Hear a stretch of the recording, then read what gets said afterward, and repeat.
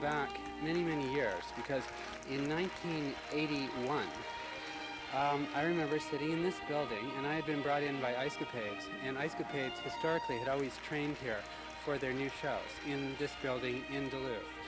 And although I was not skating in that particular show, I had come to kind of check the show out to see what I would be doing in Canada, and who would think that, like, so many years later, that I would be coming, you know, with a different show, but, you know, skating in the same building. 1990 world champion, Jill Trenery. Well, I absolutely started skating here. I started on a little pond in my backyard with the double runners, you know, and because there's a lake or pond or ice rink on practically every corner in Minneapolis, we all know, I felt that it was just something that was in me, and I continued on from there. But I actually moved away at 13 to go train in Colorado, and I've been away ever since. So it's great to come back home because some of my family's here, but yet it feels less and less like home just because I've been away since I was so young. I feel that I've grown in different ways, and that is my performance level and trying to experience and create different numbers on the ice. It's a blast.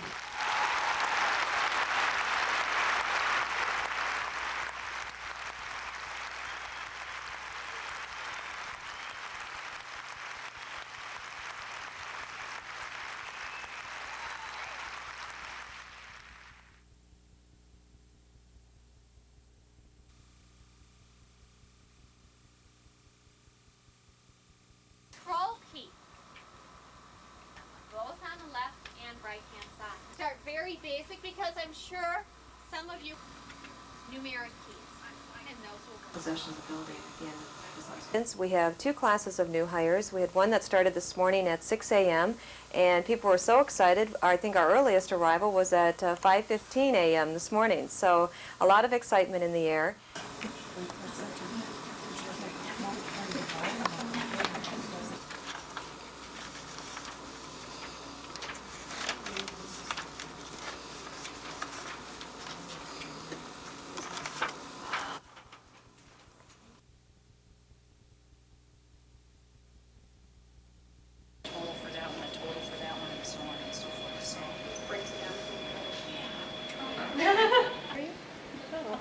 Well, if you don't, it's bad weather, and then you reschedule, and you don't know if they're going to catch the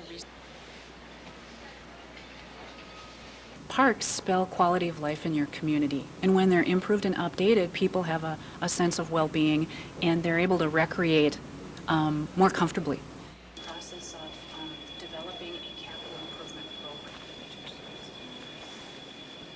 Recommend the purchase of a 3-inch caliber tree, a big tree, a tree that can't be snapped off, just a 30 50 years. Yeah, like you're right. Don't prepare all of these sketches. You can answer specific questions. Great.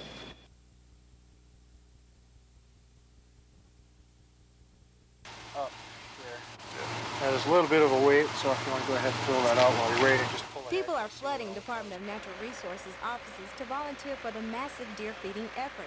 Over 4,000 tons of deer feed will be distributed throughout the Northland. To get some, volunteers must first register with the DNR. I came in here at 7:30 this morning, and there was line, about a quarter-mile line of cars through the parking lot, down the road, and we've been going steady ever since. Wildlife, Rich Staffen speaking. DNR official Rich Staffen says the staff has answered at least 300 to 400 calls in the past few days. He says the $750,000 venture will help keep people from spending their own money to feed deer. No, most of the people that are coming in to get feed are people who have already started feeding deer. Many of them have been feeding all winter, and it's getting expensive, and so they're looking for some help. And essentially, we're providing some free food to those people that have been doing a lot of feeding. The DNR says this effort won't be enough to save a large amount of deer. They say the feed may only save about 6% of Northland deer.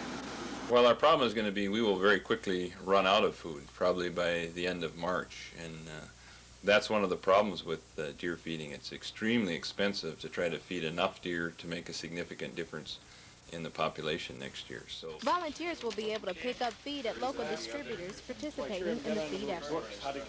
One distributor says he's received at least 22 tons of deer feed, but the DNR says it won't be available until Saturday.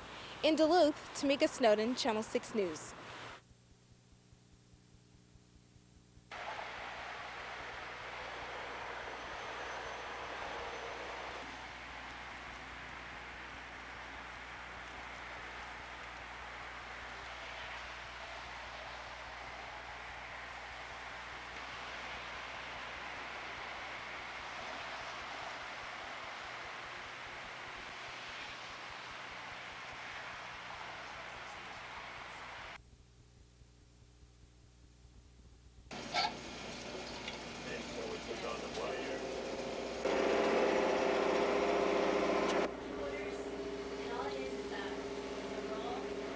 Science. And the idea is that sometimes girls get scared out of thinking they can do science just as well as the guys can. And so we want them to see at an early age how exciting it is to be involved in science, and that there are other women who are involved in science.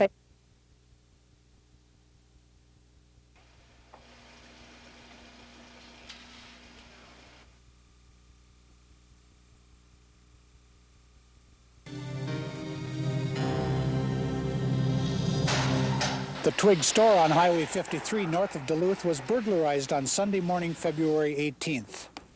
The burglar left few signs of how he got into the building, and sheriff's deputies believe he had keys. Once inside, he went directly to the store office where he found the safe had been left unlocked. He took the bank deposit bags containing over $1,500 in cash and checks and left the store without disturbing anything else. Crime Stoppers will pay up to $1,000 to catch the burglar or recover the money and will never ask the caller's name. The mission of Crime Stoppers is to help local police and sheriffs solve more crime. Call us about any Northland crime you're aware of or any questions you have about the program. Our numbers are 1-800-974-TIPS or 723-ENOUGH. That's 723-3683.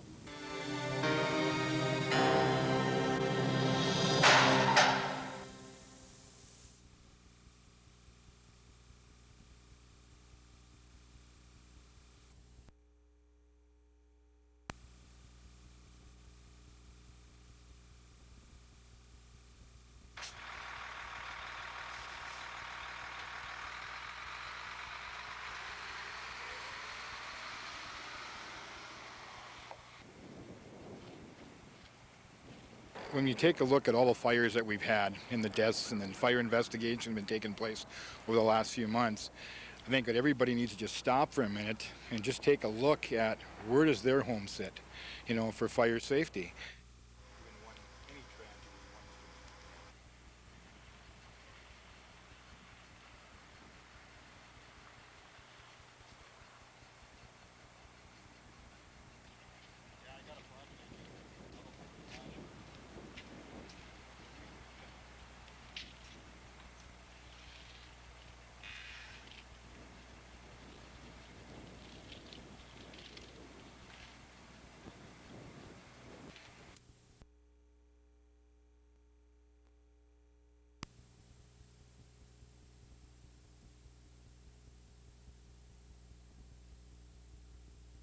The beautiful Voyageurs National Park is a mecca for tourists. Its sparkling lakes and quiet tranquility are known throughout the United States. But now that solitude is broken by a major battle over water levels. For decades, paper mills have harnessed the power of water to generate electricity. But Boise Cascade in International Falls has recently come under fire for artificially keeping water levels low to fuel its plant. Resort owners say the low water hurts their business and the environment by destroying habitat, and they've convinced the federal government. The visitors to a national park come not only to fish, but they come to see the wildlife and appreciate the wildlife, and those are real important concerns for us also. Last October, President Clinton signed a law ordering Boise to allow water levels to rise. Boise officials say they'll comply, but say it will not solve the problem. They point out the American law doesn't apply to an even larger mill that sits just across the border in Canada, using twice as much water as Boise. The Stone Consolidated plant, which is a company in Montreal, now owns the Fort Francis paper mill, and they are saying that they will abide only by the IJC, that's the law, and they see the Wellstone Amendment as a unilateral action by the government of the United States that has no effect in Canada. The tourism industry is hoping the new law will cause business levels to rise with the water this spring, but Boise says unless the Canadian plant changes its policy and agrees to use less water, it will be another dry spring. Barbara Riles, Channel 6 News.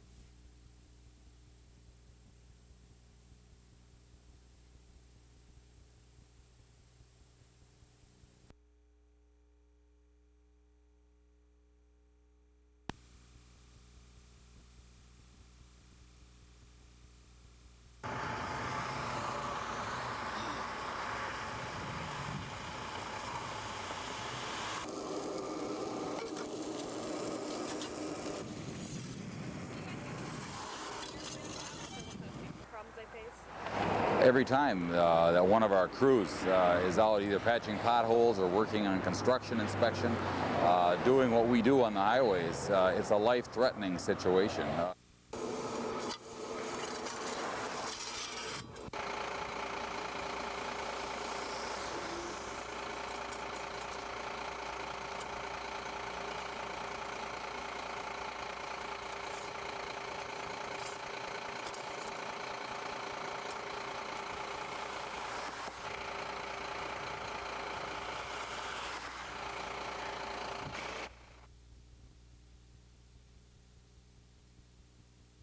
Is what we want our road to be in the future. Must we continue to limit ourselves? Yes.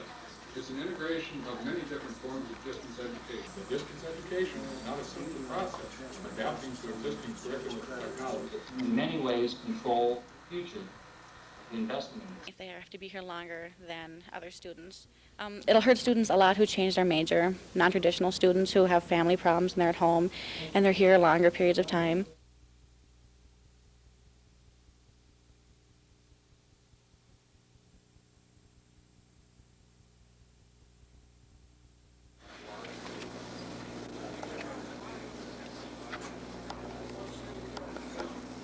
Want to just spread them out?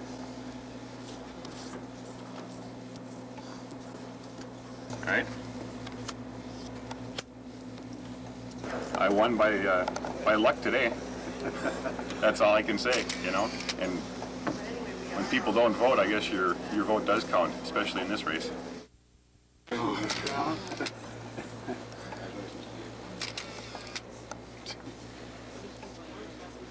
That it?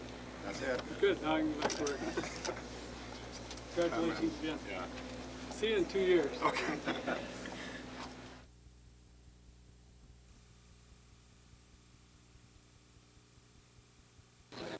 Yeah.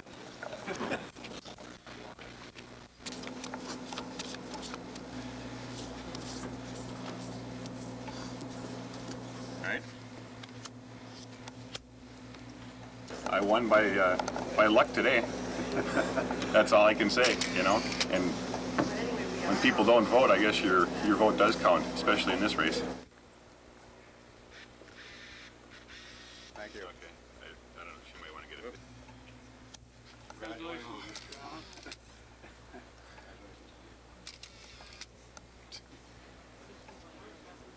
That it? That's it. Good. Now I can go back to work.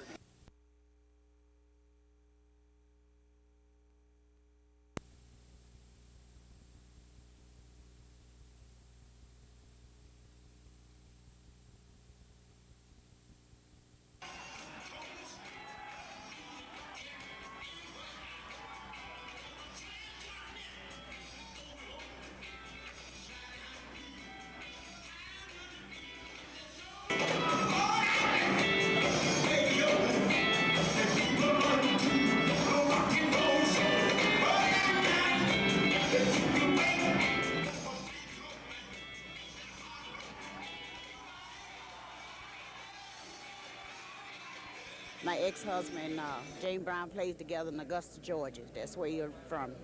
That's where I come to get a little soul. You can't hardly get it in Duluth, you know.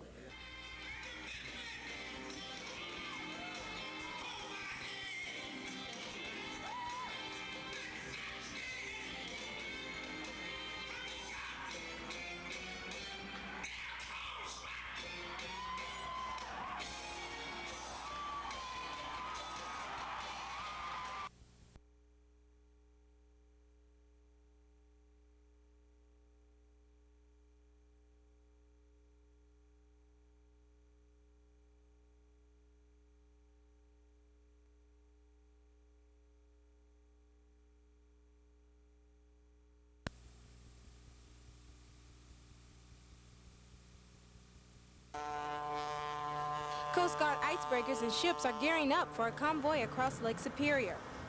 The entire trip could take up to 28 hours in travel time. Coast Guard officials say because of strong winds and ice plating between 8 and 12 inches, the ships may run into some difficulty.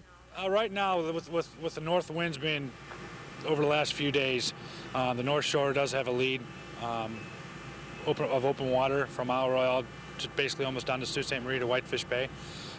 So they shouldn't have a problem transiting the lake itself. Once they get down to Whitefish Bay and the St. Mary's River, though, it's a different situation. They've got a lot of ice and a lot of snow cover down there still. The John G. Munson, the Masabi Miner, and the Nia Bay are just a few ships along for the ride up shore. The Duluth-based cutter Sundew is usually along for these kinds of trips, but will stay in the harbor this time. In a week, the Coast Guard is expecting close to 15 ships into and out of the harbor. They say their off-season is definitely over. Oh yeah, the off-season is very much done. We'll be getting underway either to break ice or once the ice breaks up to work our buoys anytime here. In Duluth, Tamika Snowden, Channel 6 News.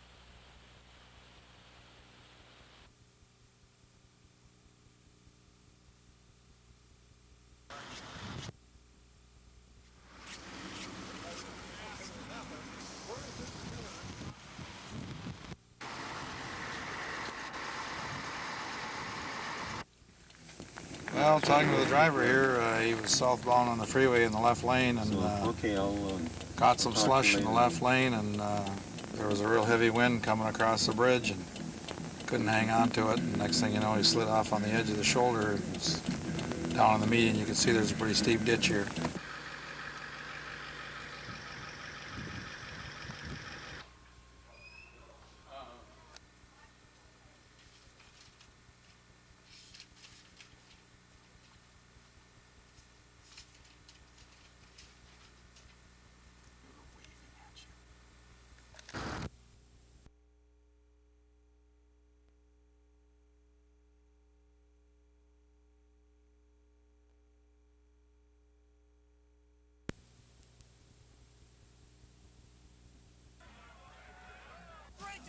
The American Medical Association found that 40% of adults aged 18 to 30 drink to levels that impair their judgment and physical performance. For example, if an individual goes out like on a Friday night and has 5 or more drinks during the course of the evening, they are impaired. An individual's judgment is impaired. The survey also found that 1 in every 5 people are binge drinkers. A binge drinker is defined as a person who drinks 5 or more drinks in one sitting. It could be a lot of weekend drinking, you know, like starting on Friday, drinking on the weekend, drinking heavily on the weekend, and then going back to work on Monday and maybe not drinking again till the following weekend. Some disagree with the study's definition of binge drinking. I don't consider 5 drinks a binge drinker. Depends upon how fast you drink those 5 drinks. AMA spokesmen say people in northern states usually drink more, and drinking seems to be linked to activities like fishing, snowmobiling, or playing sports. You know, sometimes they'll sit down and play cards or something like that. Yeah, they'll have more than 4 or 5 drinks. And just being with friends can also contribute to binge drinking. They'll have, you know, one will buy it and the other will buy it. And that probably goes 3 or 4, or maybe 5. I never count them, really. Kim Steininger, Channel 6 News.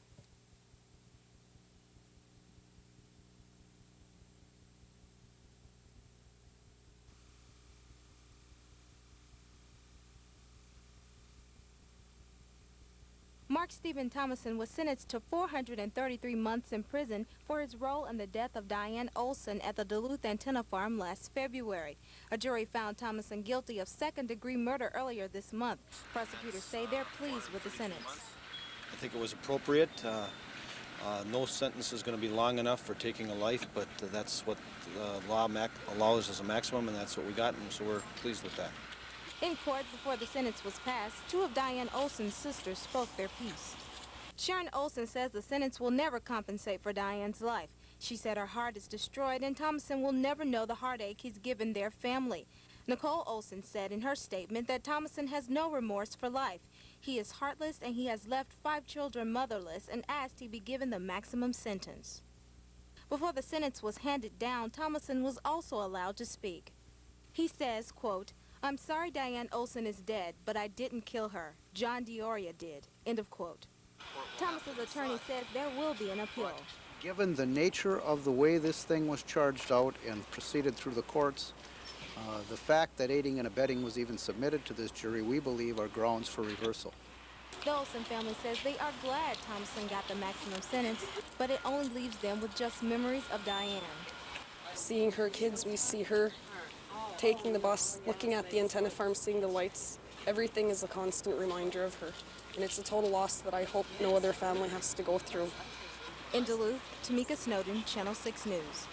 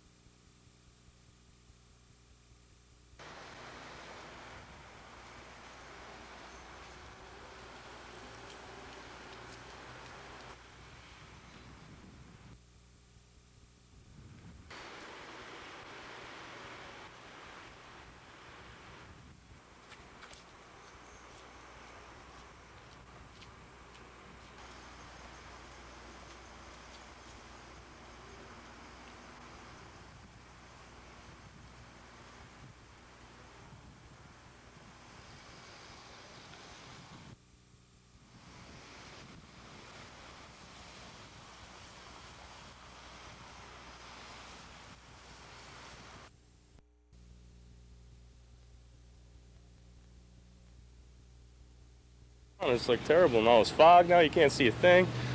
I wish it was nicer out, but what can you do? It's Duluth. You got to get used to it.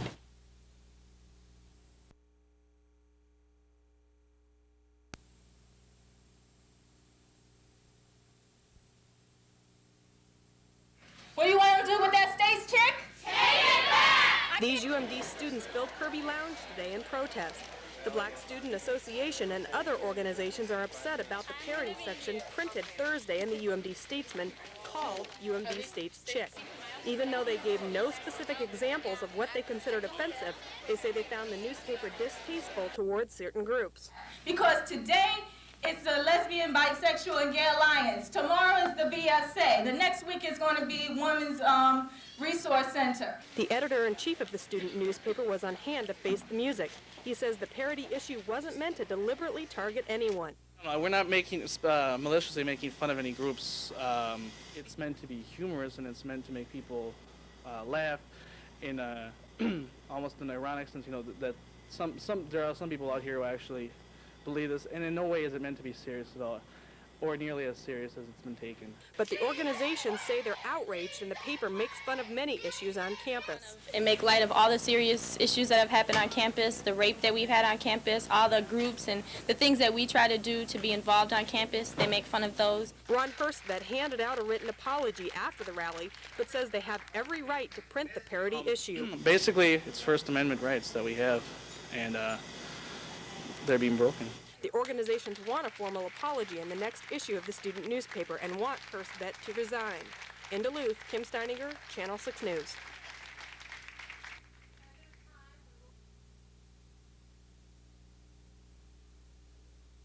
It's like terrible now. It's fog now. You can't see a thing.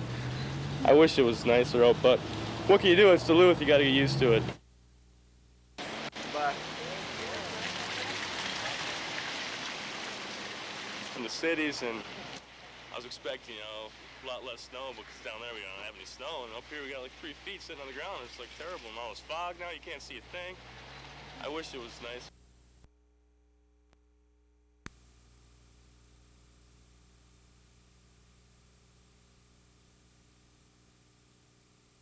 Not only in his district, but in the inner city. Speaker of the House.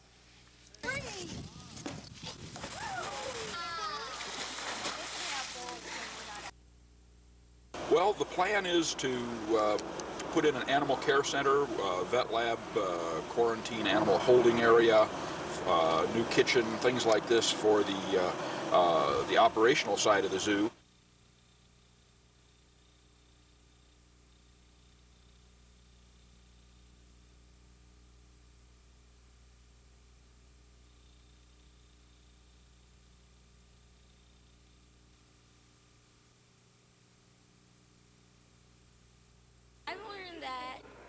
That you just shred up some old paper in a blender and you bring it out, and when it comes out it makes that over there. For these elementary students, making paper is as simple as that. Today, UMD engineering students taught the kids the process. The hope is that the youngsters will learn that the science fields are more than just test tubes. A bit of an understanding of what technology fields are all about, and that they can be fun too.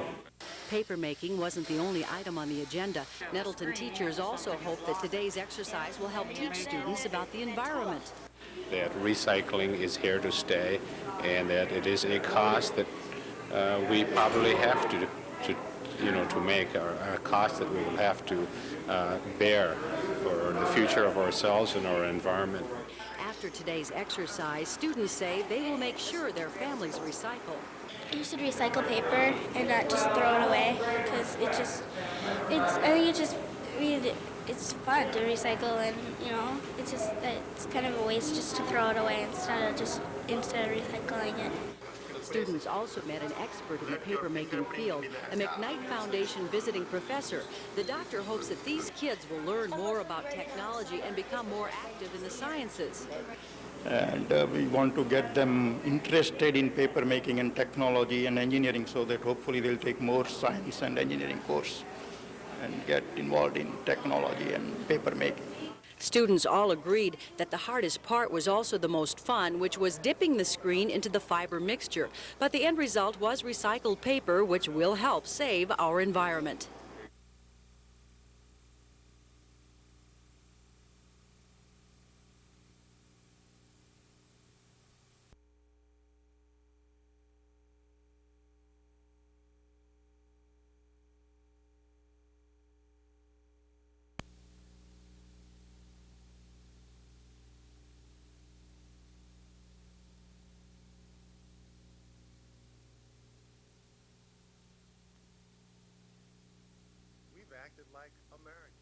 We've acted and exercised our constitutional rights that was guaranteed to us in the Declaration of Independence, and which Thomas Jefferson eloquently spoke about. What have we done wrong? That's the main question that many people from the communities of Color United are asking. The CCU came together to expose alleged acts of harassment and intimidation that they believe are the results of their campaign against police misconduct. One member says her organization has been accused of paying employees of color to march. None of these things have been investigated have been brought to the attention of our organization, our board of directors, or myself as the executive director. They're only made within the community and to funders in an attempt to coerce and to silence us. One CCU member says several men and a police officer who opposed the group's efforts came in demanding records and interrupting a meeting at the Center for African American Community. And I think this is an insult to our group, and it's an insult to the community of color, particularly that an officer of the law in uniform would be represented there with this group. The police officer at the meeting says he was in his uniform, but he was there as a concerned taxpaying citizen. Well, as taxpayers in the community, as a group, we thought that we were entitled to know where some of these tax dollars were going to be spent. The CCU says they plan to retaliate with what they call the Freedom Summer Campaign. It will promote voter registration, identify city council members it says are anti-poor and racist, and take possible legal action. CCU members say they won't be threatened. I say we've done nothing wrong, and we're not going to sit here and be treated like petty criminals just because we've acted like Americans. In Duluth, Tamika Snowden, Channel 6 News.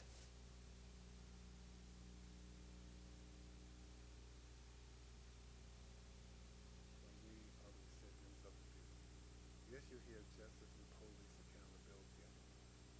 The issue is, are we going to be afforded the same rights of a white American when they get upset? For surgery. The process of ear reconstruction is done in stages, with the most difficult part being the first surgery. UW plastic surgeon Stephen Hardy harvests rib cartilage from Melissa Hoffensberger to reconstruct the outer portion of her new ear. That framework is then attached, placed underneath skin, and allowed to heal.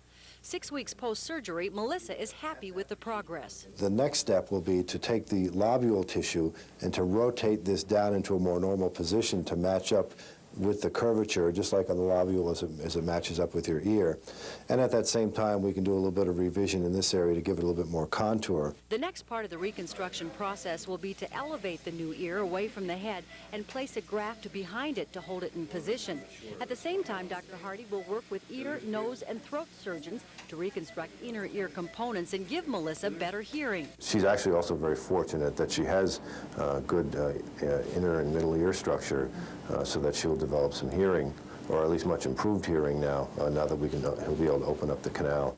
Melissa's birth defect is rare, found only in 1 in several thousand births. Fortunately, with modern-day surgery, her defect can be corrected. Eventually, the newly created ear will have the same projection, shape, and size as Melissa's other one. Here's to your health. Michelle Lee, Channel 6 News.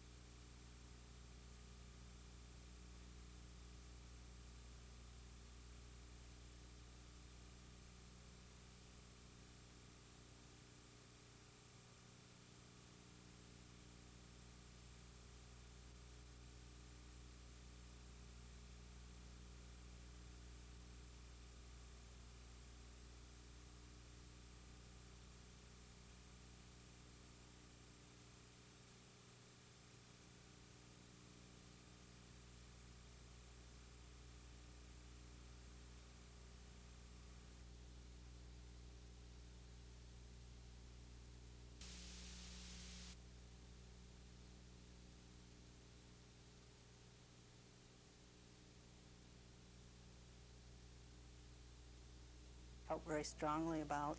I like that they encouraged her goals. It's one thing we need to do with our children is for them to have goals.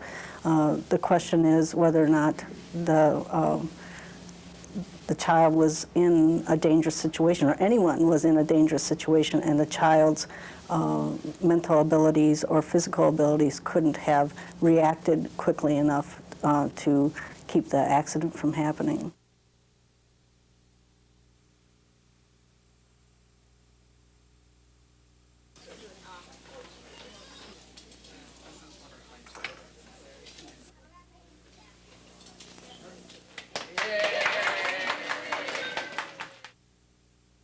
it's really good to see that the volunteerism around here has increased, the pride of people in their community, and the need, the sight that people see that they need to take care of their neighbors.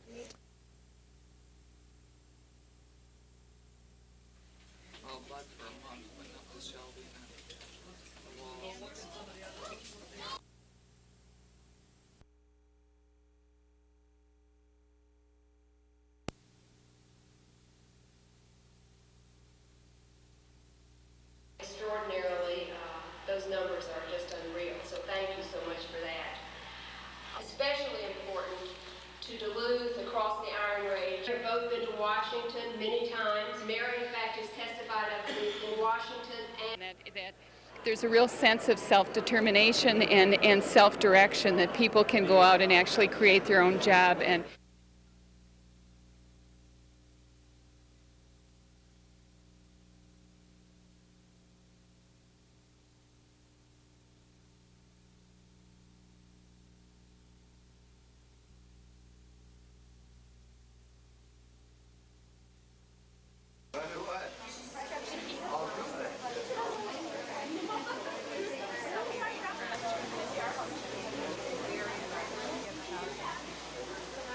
celebrating Earth Day, and Murphy Oil is getting all these trees so we can give them away to people so they can plant them. And we have an endangered tree, butternut, and then we have Siberian crab and red maple.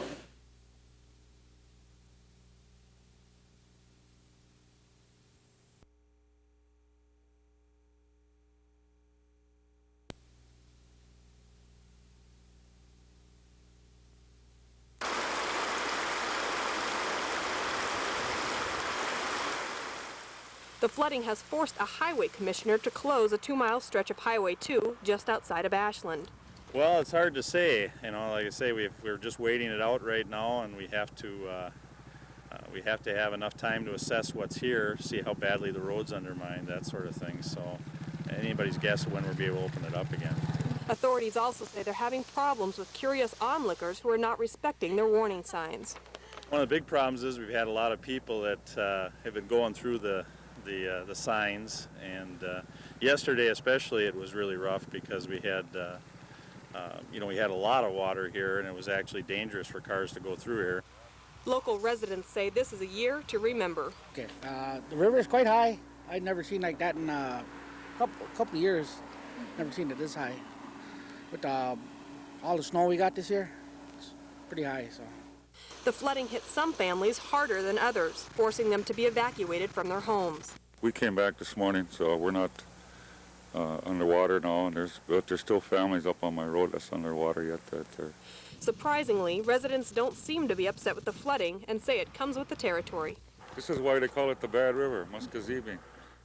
Authorities are urging travelers to use Highway 77 or 13 to avoid having to turn back. For the residents near flooding rivers, they're in the hands of Mother Nature. In Ashland County, Kim Steininger, Channel 6 News.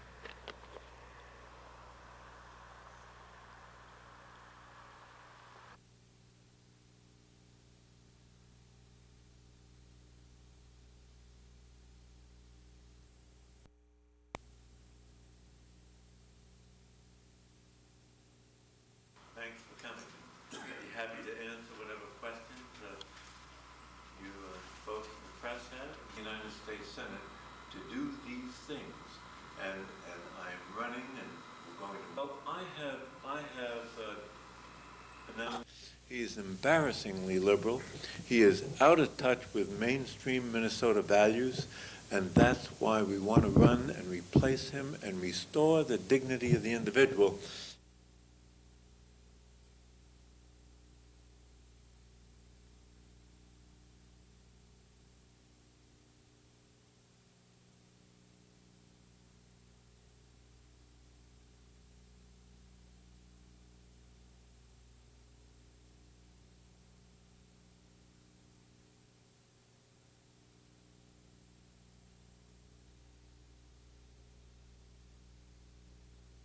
Smile now. You can take your time. Yours too. I'll send that with that. It's important to all of you And at the Ombudsman program, cars, homes.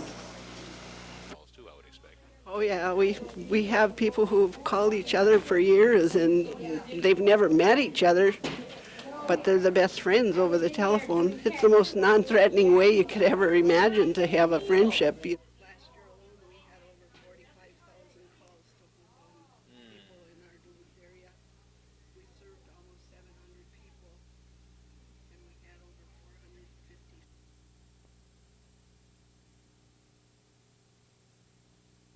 And the indictment alleges that the drug dealing occurred over. But that's Well, okay, that's sort of a lousy thing for me to say. I suppose. What the quantity of drugs is that's put to trial. Is that we want to deal with narcotics and firearms prosecutions in this area, even where the standards might not meet those of prosecuting cases in the Twin Cities, because it is better to nip crime in the bud here in Greater Minnesota.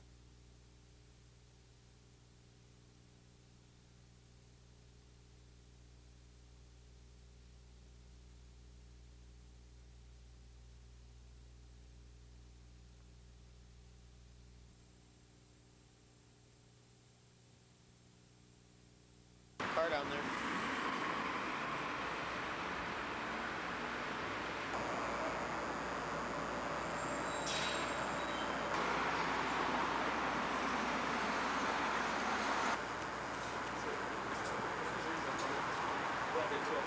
Hello. Hello.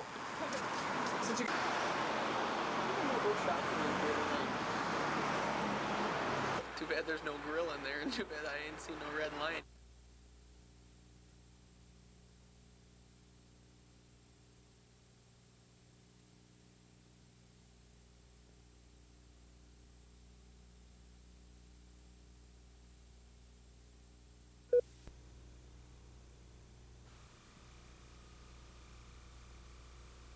Dream, dream, dream when I want you. I will admit that I had my eye on him first. I got tricked into taking her out. Somebody tricked me into it, and I had no clue. It was in the 60s at Duluth Central High School when a cheerleader named Marcia Hoff and Gary Doty, the big man on campus, fell in love. Gary was considered a leader, but a quiet leader. People would even tell me in high school and even today that they always looked at him with a great deal of respect. And she was involved with all the different school activities. As a matter of fact, she was named the most popular girl in senior high school. The hippie movement, flower power, and the Vietnam War seemed a million miles away for Northland kids working hard to make the grade in college. But when Northland boys started dying, the war hit home. Despite the growing anti-war movement nationwide, a lot of young Northlanders were getting ready to go off to war. Gary was one of them. Well, I think more than anything, it could have gone two ways. It could have been, I want nothing to do with that, or it could have gone the way it did with me, and that was, look, they sacrificed something, and if it's my turn to go, I'm going to go. At the 11th hour, the lottery system changed. The government would not require Gary to serve. Instead, he and Marcia, embracing their parents' values, were married. Faith, respect for the individual, interdependence, all of those values are important. Did you smoke marijuana? No, I didn't smoke anything. I didn't smoke, I didn't drink. As I said, I was this conservative guy, and who was very proud of the fact that I was boring. With his clean-cut image, Gary was the perfect candidate to lead. When asked, he did, holding several offices. Today, he's the Duluth mayor and as comfortable in a tuxedo as he once was in a football jersey. We have over 10,000 kids already lined up to come in, 130 schools, just in the month of May. Every once in a while, my mother, who's in her mid-70s, will say, I can't believe. She says, of all of my children, you're the last one I thought would be the mayor of the city of Duluth and out jogging with the president. The traits of leadership are a willingness to lead and the strength to follow through. The Dotys believe boomers have the right stuff. Rather than standing around, baby boomers have gotten involved. So, I think we're up to the challenge, and I can say that confidently because I think that's what we're doing it. We're able to really embrace change because our life took us through so much change. We're not afraid of it. and we move ahead.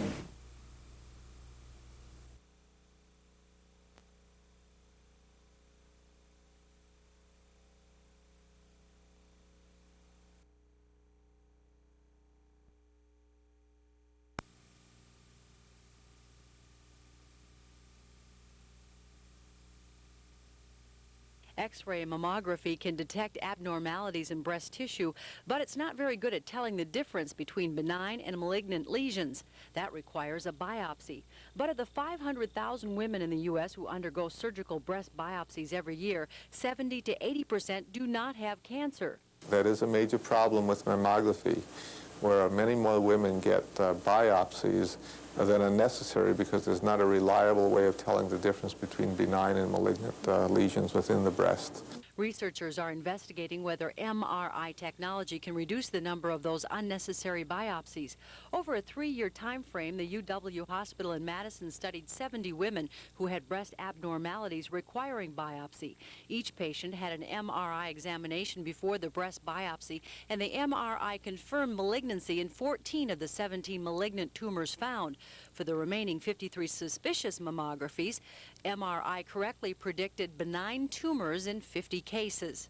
MRI can further distinguish the type of breast lesion by its shape and watching how quickly the breast tissue takes up a special dye injected into the bloodstream.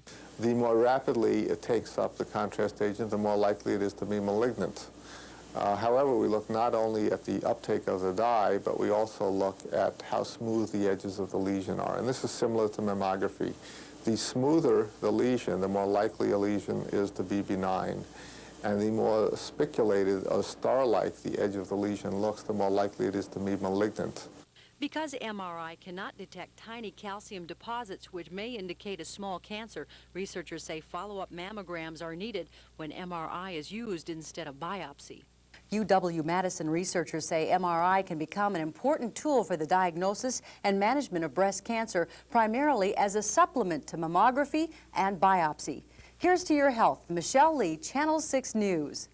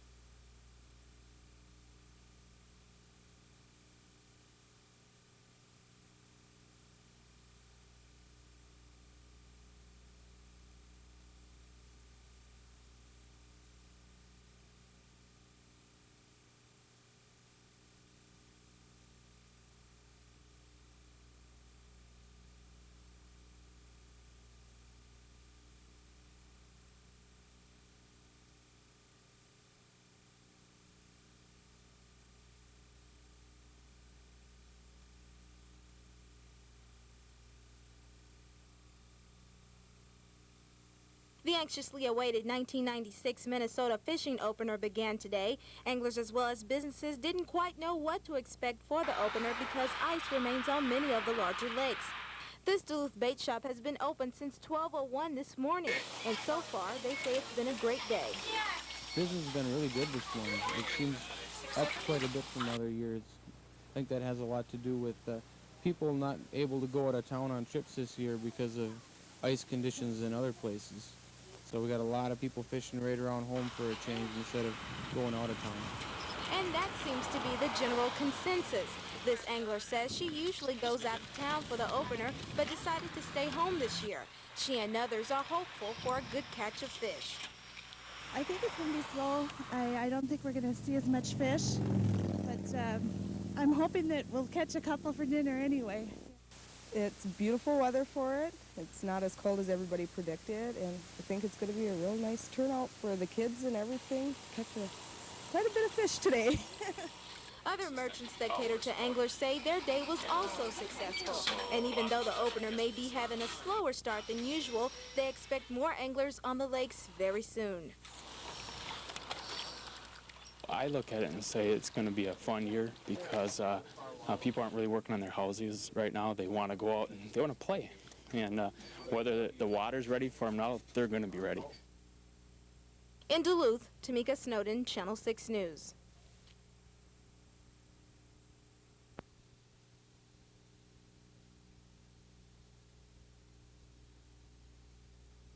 Between working Minnesotans and the liberals in Washington over the boundary waters. Congressman Oberstar and Senator Grams fight for us. Paul Wellstone sides with the liberals. Oberstar and Grams have plans to give us a voice. Wellstone refuses to listen. Maybe that's why Democratic Commissioner Mike Forsman wrote Wellstone, "Now I know where northern Minnesota lies in your list of priorities."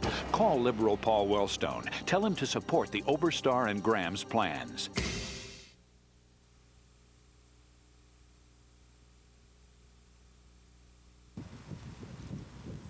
Environmentalists and residents alike are speaking out about the old Cloquet Municipal Landfill. For close to 30 years, residents and industrial companies use the area, and now land and water may be threatened by the old leaking barrels. Some fear there may be much more under the surface. I think that most of the stuff is, of course, buried. What you find on the surface here is just maybe a tiny example of what may be inside. I think that we're probably looking at thousands and thousands of barrels that are probably inside, and the ones that are on the outside just happen to pop out for different reasons.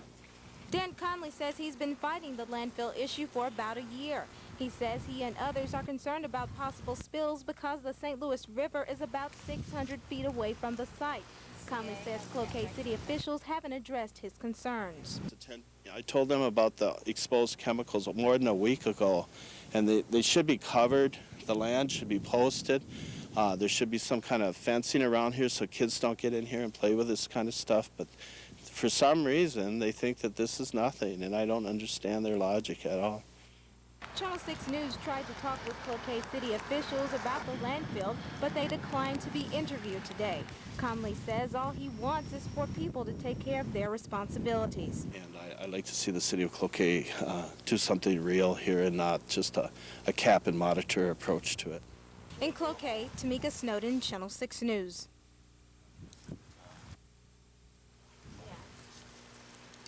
So this is just like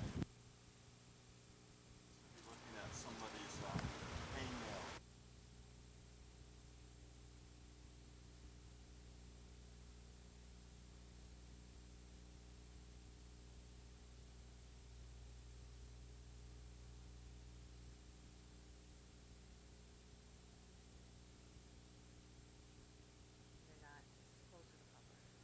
Well, at this point, we don't have any tickets available to the general public.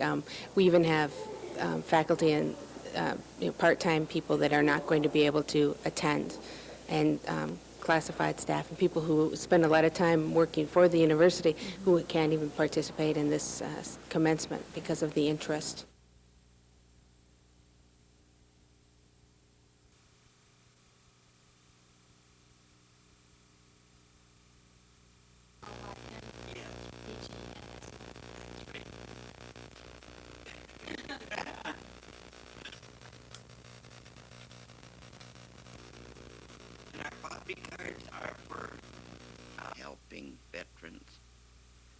And all my heart goes out to these veterans who shed their blood to make this a free America.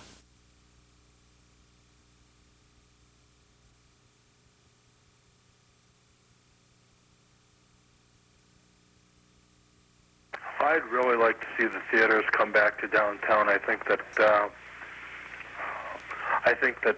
bringing entertainment back to downtown would help bring back life to it. I feel that we need to stop destroying the elegance and the uniqueness of the past by destroying these historical landmarks, such as our local theaters. These theaters have so much interesting and rich history to be learned. I feel that once we destroy and allow these structures to deteriorate beyond repair, we will lose history forever.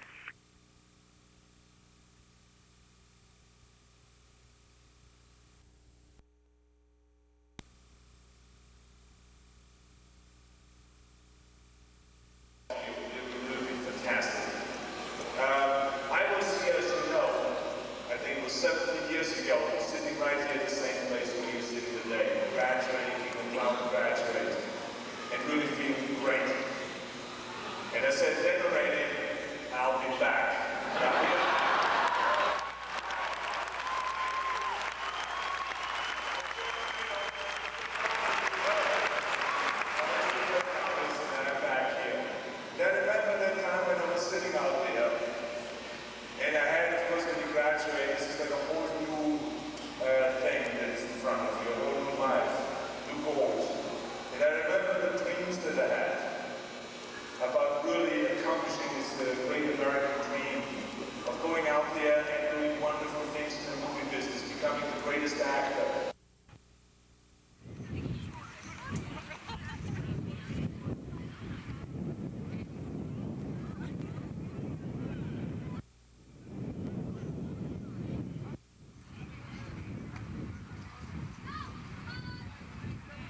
The officers raise money, ask for donations, and volunteer their time and their day to come out and raise money and awareness for Special Olympics.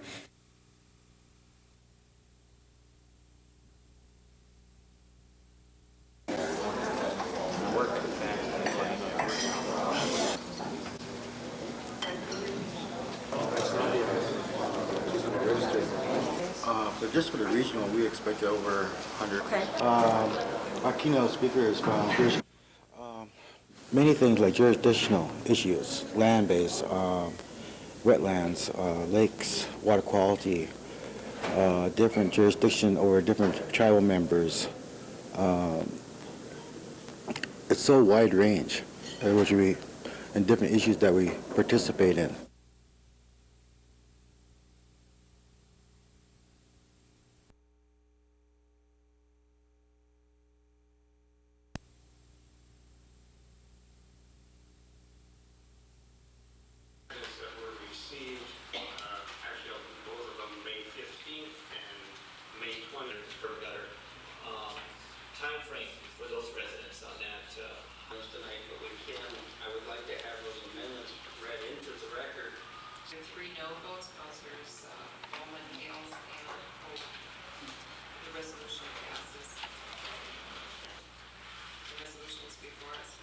What we have in Resolution 421 is the resolution ordering in the improvement of various streets and avenues pursuant to Section 61B of the Home Rule Charter as well. And I just don't think this is the time to make this appointment pointed out in the committee meeting. And that is that at this moment, if we were to add a fourth as a slot, not about the person who's nominated, but during our discussion, which was lengthy in the committee meeting before this meeting,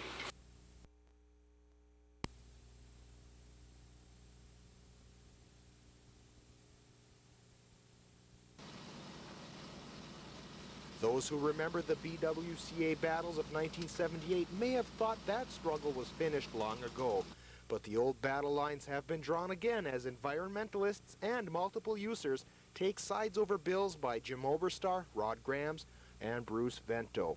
Oberstar's and Grams' bills would bring back 3 motorized portages and ease motor restrictions on some lakes. Congressman Vento's bill would tighten motor restrictions and increase the size of the wilderness. Well, Congressman Vento wants to expand wilderness, both in Voyageurs National Park and the Boundary Waters Canoe Area. We think there's enough wilderness. We think that the boundaries are fine. We don't want to change the boundaries. Senator Paul Wellstone thinks mediation will solve the problem, and the federal mediators will lay out their plans today. It's an emotional issue that has polarized many people. Each plan has its supporters and opponents. Conservationists with Common Sense supports the Oberstar and Grams bills. The Friends of the Boundary Waters organization supports the Vento bill, and the Isaac Walton League thinks Wellstone's plan is the best. Congressman Oberstar says his plan has the best chance at passage, and he expects debate on the Boundary Waters bills to begin in June.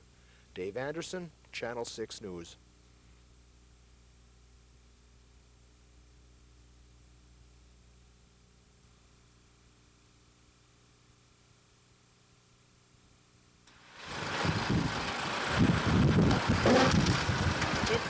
Farmers have known about for years, but just recently have had the opportunity to take advantage of.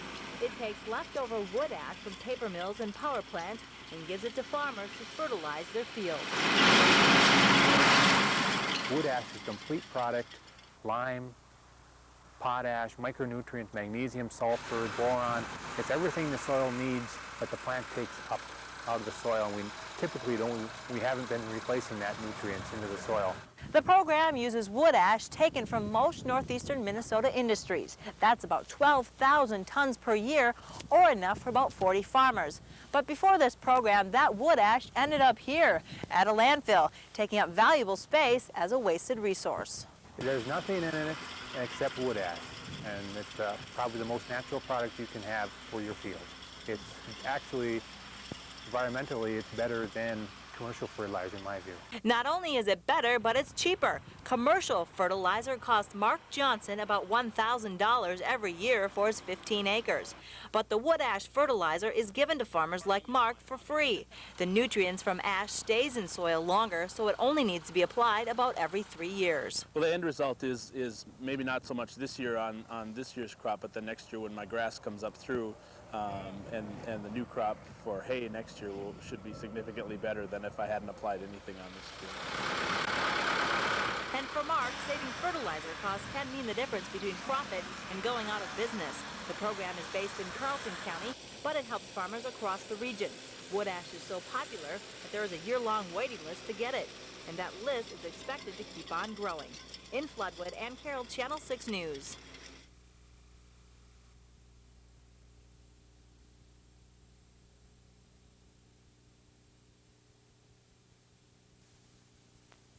You don't have any cats in here, do you? I'd hate for them to think I was their litter box. Mark Burrell invited me into his photographic studio, and boy, was I flattered to be one of his latest subjects. What the heck is that? This is just a little scrub crap. This all started as a way to grab the attention of art directors, to hire Mark to shoot, for instance, layouts for Fortune 500 companies. So I thought that I would try and do something that would shock them, so they'd have to look at it. He took people's faces and mixed them with cookie mix. His dad was red-faced when he was placed inside some glass bricks. He calls this one Sunny Face Up. If you ask me, it looks more like the Unabomber. But anyway, the pictures have somewhat of a cult following now. The phone rings off the hook. He did this woman. Guess what she sells for a living? And he calls his collection Faces. And the goal?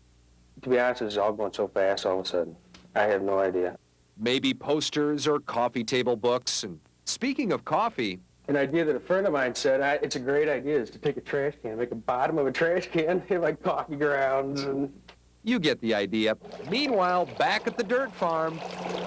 Okay, quiet. Good. Let's face it, this is one dirty picture the whole family can enjoy. I'm John Pertzborn for NBC News.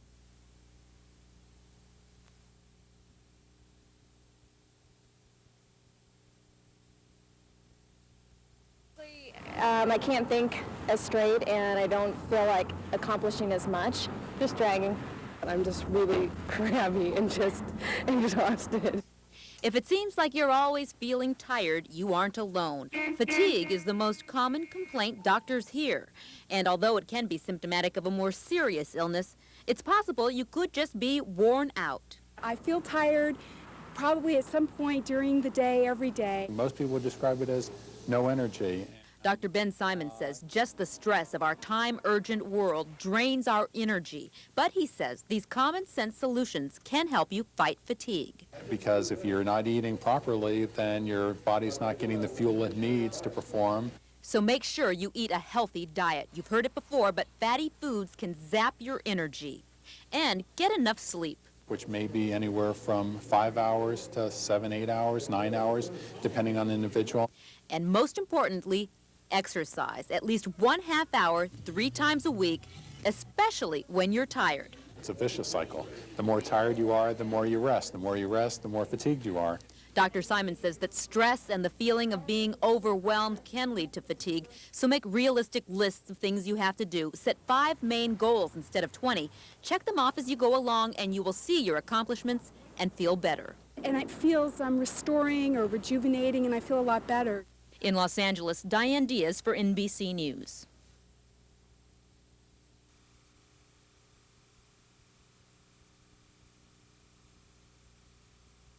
Jealousy over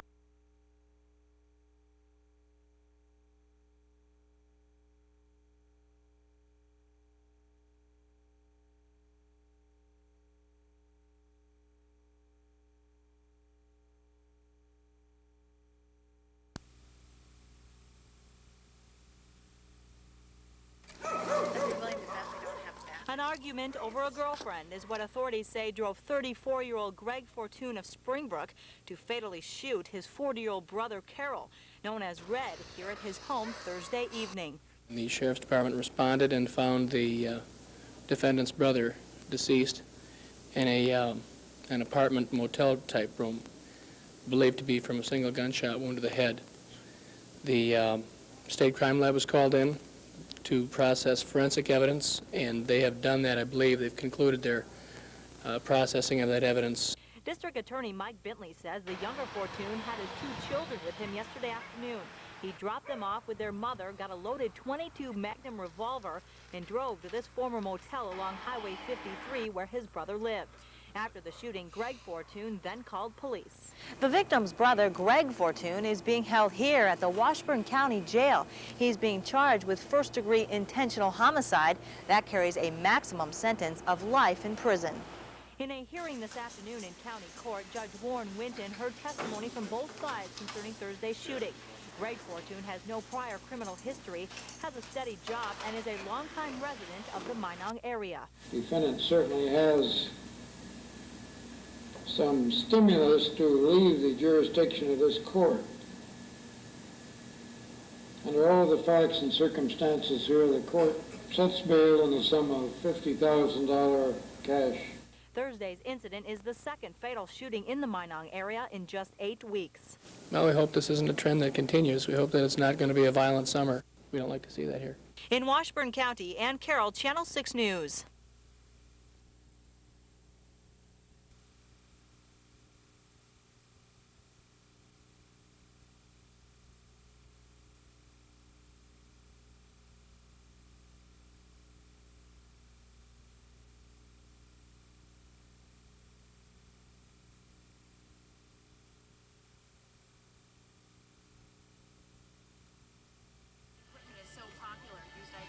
Well, I think people can get the same quality from a used product that they can from a new product. I think it's really the smart way to go, because if you can buy something for less and still get the exact same quality out of it, it totally makes sense to spend less on something.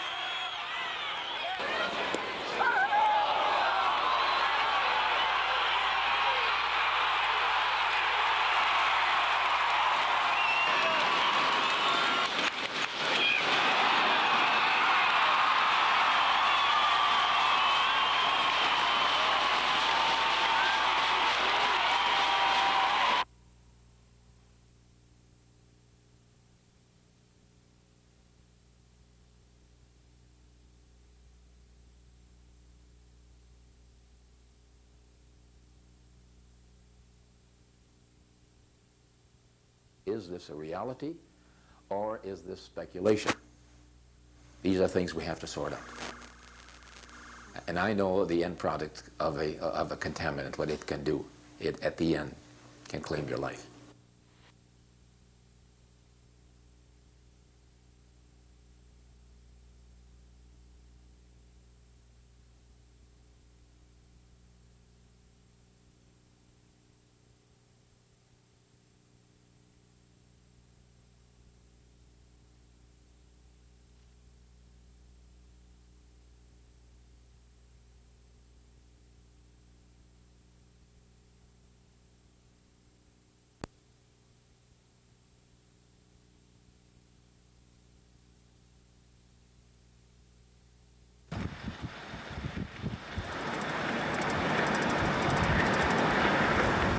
Observant drivers have seen them lining the highways, dead and damaged trees, and they're everywhere. The damage has two main causes. First, the long winter and cold overnight temperatures are tough on trees. That makes their branches turn brown and lose foliage. The tree warms up during the day, and the live tissue becomes active. And right at dark, the temperature suddenly drops and the trees can't adjust quickly enough. The second reason, DNR officials say the road salt used by highway crews this winter didn't help the trees. You get near a highway where they put a lot of salt on, and you get quite a bit of spray from the highway, and that lands on the tree and causes the trees to brown up like they have. The smaller trees are damaged more easily. The deep snow covered these small trees and the bases on the larger ones and created a blanket for survival. You can see where the ground starts, above where the snow line would be. The DNR has hope for these trees and says there's nothing you can do but let nature take its course. In most cases, the buds on the trees are still real healthy and growing. You're starting to see them pop and open now, and so the trees should survive just fine. In Cloquet, Kim Steininger, Channel 6 News. They shed their needles just like trees shed their leaves. Right.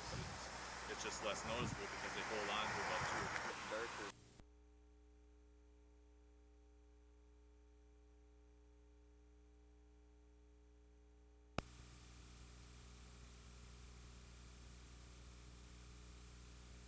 He had 18 years.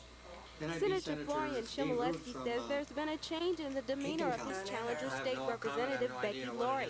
Yesterday, Laurie announced that she too wants the DFL endorsement for his Senate seat. Laurie says we need legislators that people can trust. Chmielewski says that's negative and out of character for his opponent. Well, Representative Laurie she shows like a lot of kindness, and she hugs people and loves them all the time, and has a good relationship with people. But with her announcement today and last night, she's totally out of character with herself. Today, Chmielewski counterattacks. He says everyone has the right to run, but he believes the Northland will lose influence in the Senate if Laurie wins.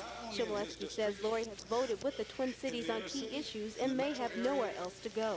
I believe a lot of the pressure came from the Iron Range legislators who want northern Minnesota to retain control of the House, and her vote against Irvin Anderson would be sufficient to transfer the power over to the metropolitan area. Chmielewski says even though Laurie is tough competition, he plans to run on his experience of 26 years in the Senate. I hope I get everybody's vote, but I'm running for re-election on the basis of my record of accomplishment and my vision for the future. The DFL 8th District Convention will begin on June 22nd in Barnum. Chmielewski says he will be there asking people to consider his record and hoping for their support. Tamika Snowden, Channel 6 News.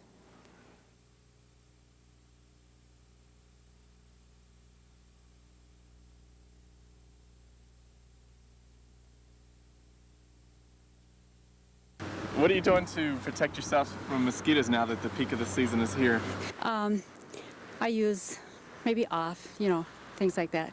And I make sure I have long pants on, and once in a while Avon, that stuff they have, Skin So Soft, I'll use. Nothing. Okay. Nothing. I bat them, try and kill them if I can, but I don't spray myself with anything. I mostly wear long sleeves and long pants. A friend of mine sent me a mosquito hat because I'm going to Honduras, and so I almost thought about wearing it this morning, but I didn't because it was too nice out. My wife gets eaten up by mosquitoes. They don't touch me. I don't smell as good as she does. That's because I have such royal blood. Mosquitoes love my blood, but his common blood, they don't want that. There are many choices. Look at your local stores. You can see we have Deep Woods off here. And you want to make sure you spray it on this time of year as mosquito season is now peaking over the next couple of months. We also have Skintastic, another popular choice. And you can spray this on to help protect yourself from mosquitoes. And don't forget, when you have that outdoor barbecue and friends and family over, there's the citronella candles. And you can see all different kinds of varieties here. And if that doesn't work, you can just kill them. So now that the peak of the mosquito season's here, what do you do to protect yourself? Well, I just run a little bit faster. All right, thank you. Yeah. And had to go in and get a shot. It was on the golf course.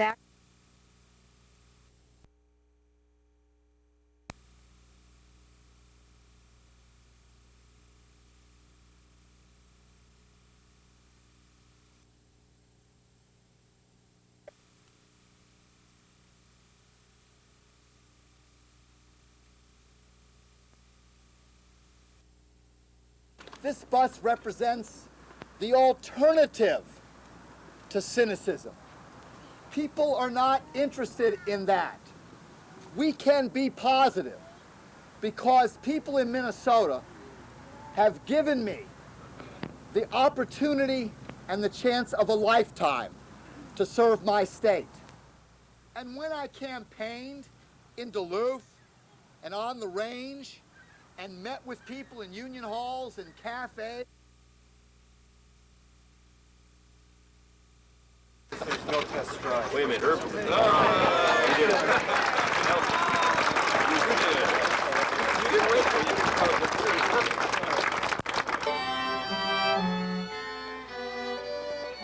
Well, we're a local company, and we felt it's important to use other local companies. It's always been our philosophy.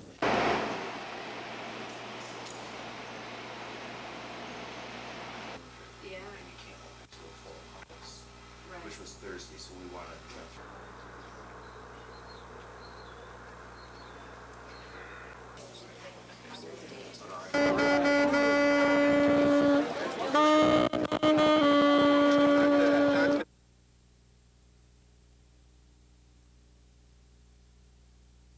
Your wages went down? They didn't go down. I was on a probation period for assistant manager, and the probation period had gone up. I think there's, 16 stores in the Duluth area. Charges were filed initially with the Equal Employment Opportunities Commission. I used to look forward going to work. I loved my job. It was in the West End. It was different. It was fun. And when I became pregnant, I kind of dreaded going. I wondered what kind of comments would be made. And To the other side on a number of occasions, and basically they've taken the approach that they're not going to do anything. Well, I mean, that's another question. I mean, wouldn't you? They could have taken. The charges were filed initially with the Equal Employment Opportunities Commission, and then we requested a right to sue letter, which is why I took.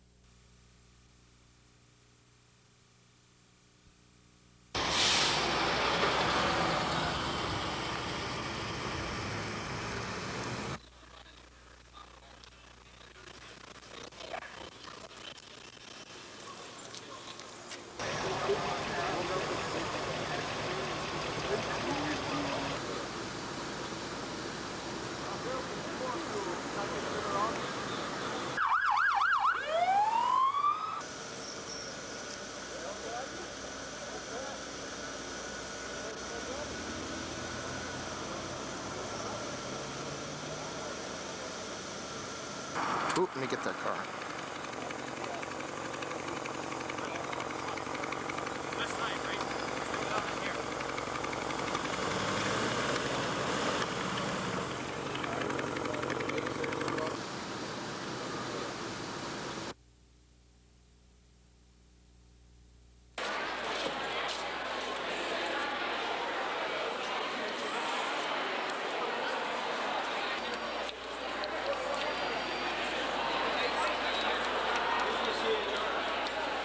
Just to see what all the healthcare professionals have to offer from not only Fond du Lac, from countywide also.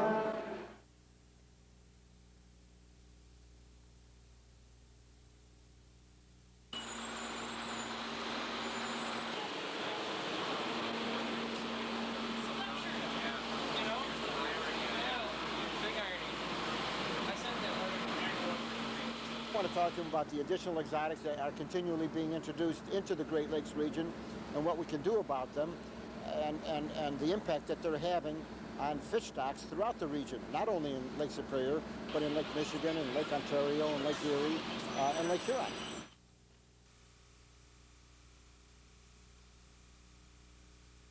Exhilarating.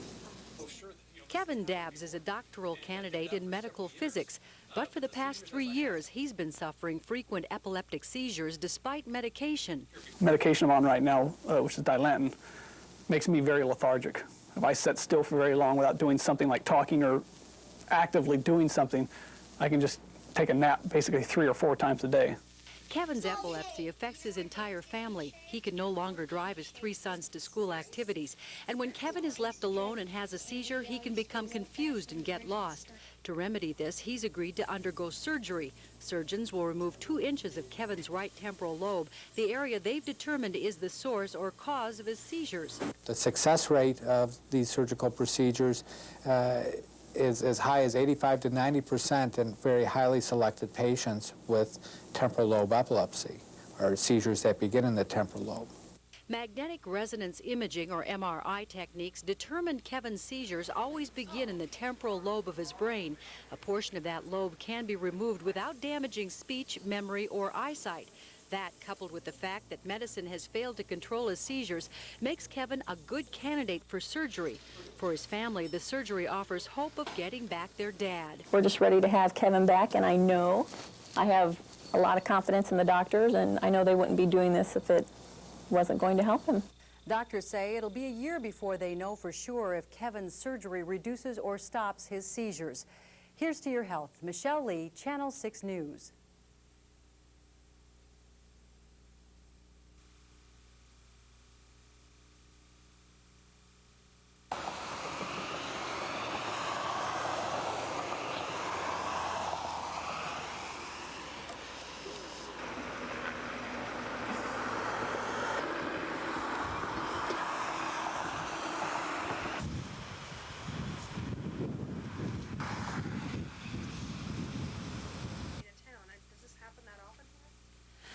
Not that often in Lake County. We're relatively lucky, but we're also relatively successful at catching these people when they do it. So.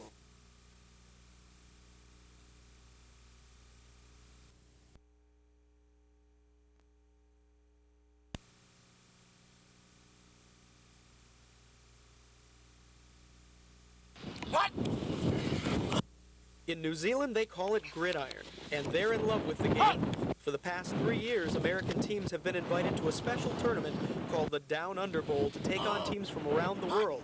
This year, 14 Minnesotans will represent our region in the tournament. Well, year before last, I got a letter in the mail. They were asking for kids to be recommended to play in the Down Under Bowl. They had to be all-star caliber players, good citizens, and good students. The Minnesota group will be joined by 5 players from Alaska to form Team Min-Alaska. Each player had to raise money to cover the cost of the trip. With over 40 teams participating in the Down Under Games, these guys will have some tough competition to tackle. But win or lose, they say this is going to be the trip of a lifetime. I fundraised a lot in Moose Lake. There's a lot of people down there that helped me out. It's well worth it. You know, it'll be a chance in a lifetime for an experience like this. I think we got a lot of team talent here, a lot of real good players, and I think we'll be all right down there.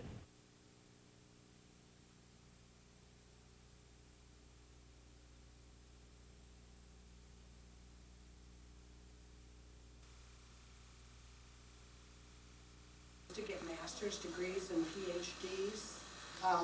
Things are changing for us, but I don't think that we've totally come to the point of from the time when I was raising my children, from the time that you might be, raising your children. It provides more than just a very cold introduction to the workforce. What we really provide is that special touch that women particularly need, and that kind of support that they can offer each other. That we finally get to begin, like setting goals, and making decisions about what you're going to do next.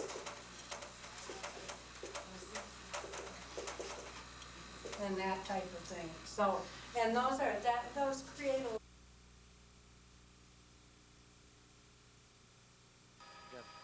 Thank you, sir.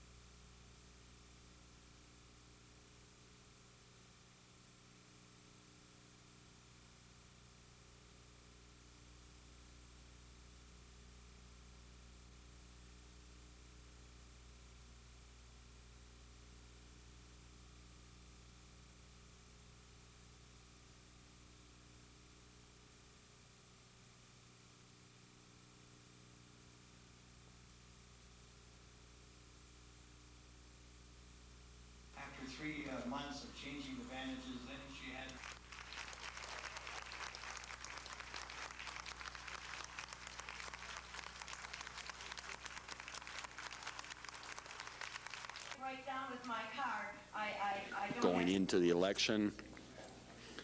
It's not probably the best thing in the world to underestimate Florian's ability to run with a lot of negatives and still prevail. Destroys and separates. The power I believe in is the power that comes from persuasion.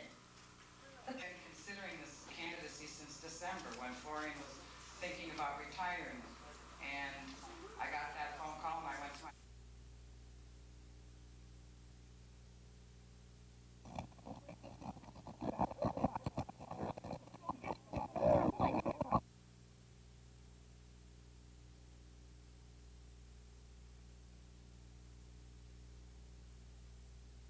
The purpose of this center is to help people develop a deeper appreciation for the area, to help thousands of people, many of them from outside of the area, understand what it is that makes this area so special. Brings to the task. Because really what happened over the last few years is that every time reality, and of course in 1995, Frank Thompson Company Incorporated, local contractor here,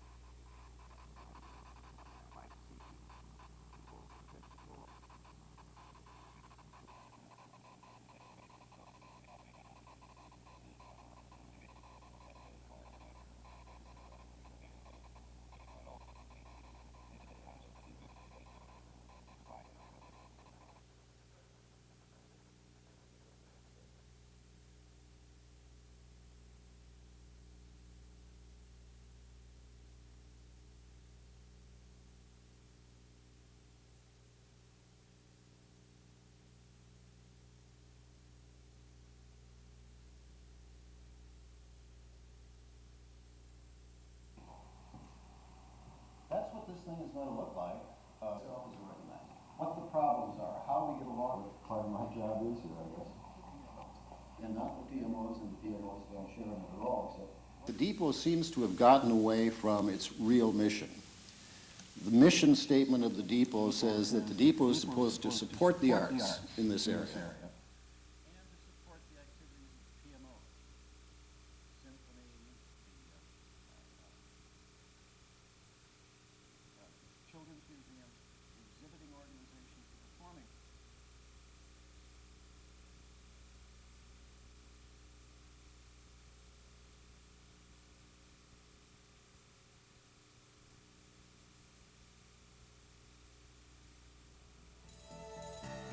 Rudy Perpich touched hundreds of thousands of Minnesotans' lives, as well as countless other people throughout literally the world. It would have been the 68th birthday of the late Rudy Perpich. Friends used the occasion to dedicate a memorial exhibit to remember Rudy. The three-piece exhibit will display some of Perpich's most cherished mementos from his personal life. His meeting with Gorbachev, the shovel from the groundbreaking of Mall of America, his marriage to his wife, Lola, in 1954, and the effect he had on the people of Minnesota. This is only a temporary exhibit. It consists of over 300,000 pieces portraying Rudy Perpich's life. The larger, more permanent collection will be built next year and will cost over $400,000. The permanent display will be open in June in the Iron Range Interpretive Center. The Perpich Memorial will be financed entirely by donations from the public. The idea to remember Rudy came after his death last year from colon cancer. His friends wanted a lasting memorial to his legacy. We are so proud to be able to announce today that we are one step forward in bringing together an exhibit that's worthy of his great leadership and his great friendship and love to all of us. Organizers say Rudy Perpich will be remembered for his zest of life, his amazing energy, and his determination to succeed. In Chisholm, Kim Steininger, Channel 6 News.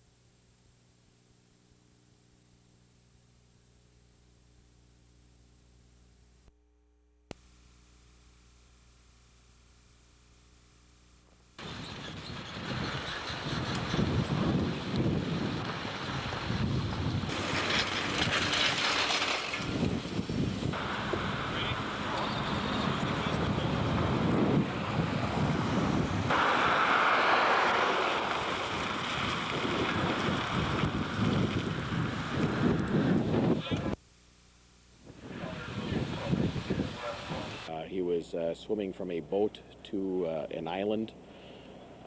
During that swim, apparently he suffered some difficulties, perhaps medical in nature, and slipped under the surface of the water prior to persons nearby able to get to him.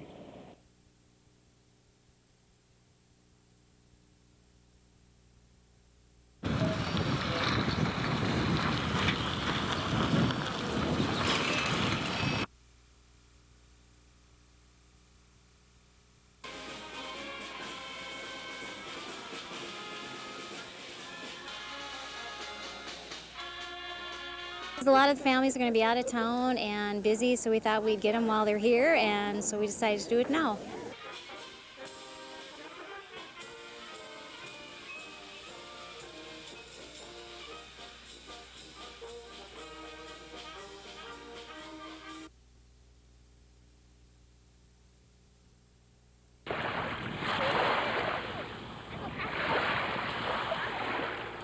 It was a long winter and a wet spring. What better way to help us forget them than a day at your favorite beach, soaking up the summer sunshine?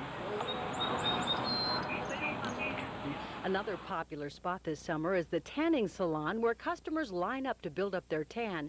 It may be hard to believe, but tanning is a relatively new phenomenon. Just a few decades ago, people went out of their way to avoid the kiss of the sun. Gentility, whatever the term is, would carry their parasols on a sunny day to keep the sun away. Then that changed. I can't say exactly when, but it became more fashionable to be tan. Whether you get your sunshine from a machine or the real thing, too much of it can be dangerous. Since the 1970s, the rate for skin cancer has doubled, and its victims have grown younger. Monda, a former sun worshiper and tanning booth fan, has undergone dozens of surgeries to remove cancerous growths from her skin. They say it's what's inside you, not what's outside you, but that's what people look at. They don't know you inside, they look at you outside. It's important to catch skin cancer early, know the warning signs, an abnormal skin growth, changes in a mole or a sore that fails to heal. If any of these symptoms arise, don't hesitate. Visit your doctor. Some patients come in, well, I'm embarrassed to have you look at this little thing. Well, I don't look at it that way at all. I'm just thrilled to tell somebody that it's something that's fine and it can stay there. I'd much rather have that than have something wait that's more serious. Blonde, blue-eyed people who are fair-skinned have the greatest risk for developing skin cancer, but everyone should limit their exposure to the sun. Harmful UVB rays are most dangerous between 10 a.m. and 3 p.m. Make sunscreen a part of your daily routine and avoid sunburns. Doctors recommend using sunscreen with a rating of 15 or more. This precaution is extremely important for children, as 80% of the sunlight's damage comes before the age of 18. Michelle Lee, Channel 6 News.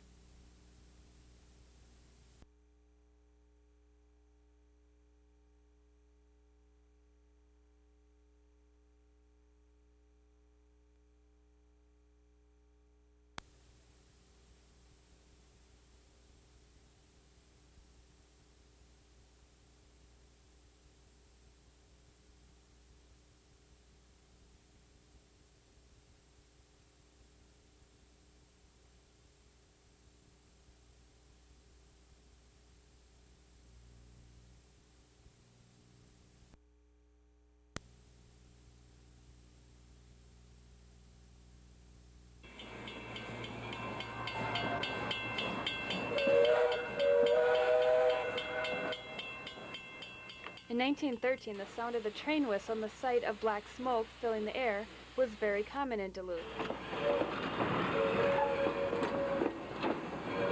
83 years later, the smoke is back. Today it signaled the firing up of steam engine number 14. The train made its first trip of the summer, carrying many excited passengers. The kids have never seen a steam engine run besides, watching TV and movies before. Now they see it actually be on the train and hear it, feel it, and see it. I think they're quite excited. This engine is over 80 years old and was even featured in the movie Iron Will. Today, parents are using it to teach their children that life wasn't always so fast-paced. Well, I think going back to the fact that we went to the Glensheen Mansion, we saw the way people lived, and now we can find out the way they traveled in 1918, 1910s. The 90-ton engine was used to carry logs from two harbors to Knife River. The engine was later retired in 1974 and restored by the Lake Superior Museum of Transportation in 1981. Well, I think it gives the kids a nice perspective of how transportation changed and grew, and I just think it gives them a feeling of how long it takes to go places, and it's just a fun experience. The engine made these passengers think back to a simpler time, which in today's hustle and bustle world might not be a bad thing. In Duluth, Molly Boyum, Channel 6 News.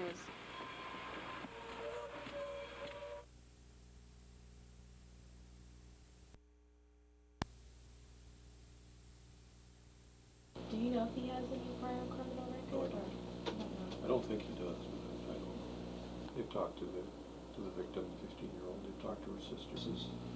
Are in Carlton County. So how did she get help then? Well, she was taken by these two men that came to her house to a place in West Duluth where her sister was. And her sister was able to get her away from these two people, and they left.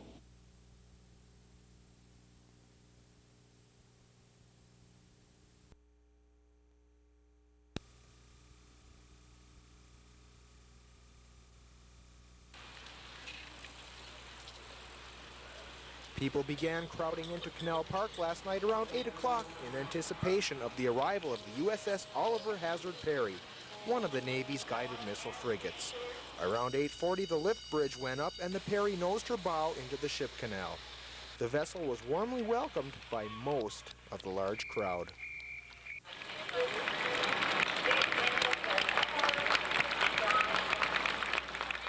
Not everyone was excited about the ship's visit, though.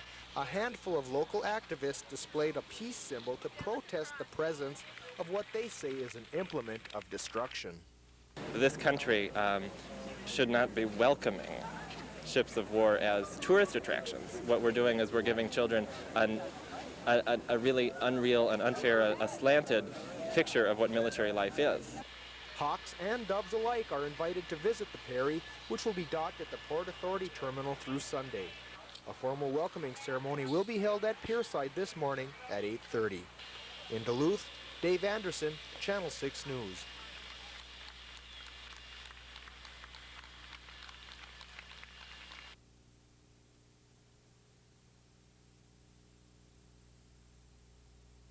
I'm Tom Brokaw. Tonight, Social Security taxes. No one likes to pay them, but wait until you find out how some of that money is being spent. It's ludicrous. Who gets the money? Watch The Fleecing of America tonight on NBC Nightly News. I'm Dave Jench. Coming up tonight on the 6 o'clock news, Senate hearings on the Boundary Waters Canoe area begin tomorrow in Washington. Tonight, we'll have a preview from Senator Rod Grams, and we'll take you to the wilderness area to talk with people who have strong opinions on what should happen there. Join us for these stories and more on the 6 o'clock news.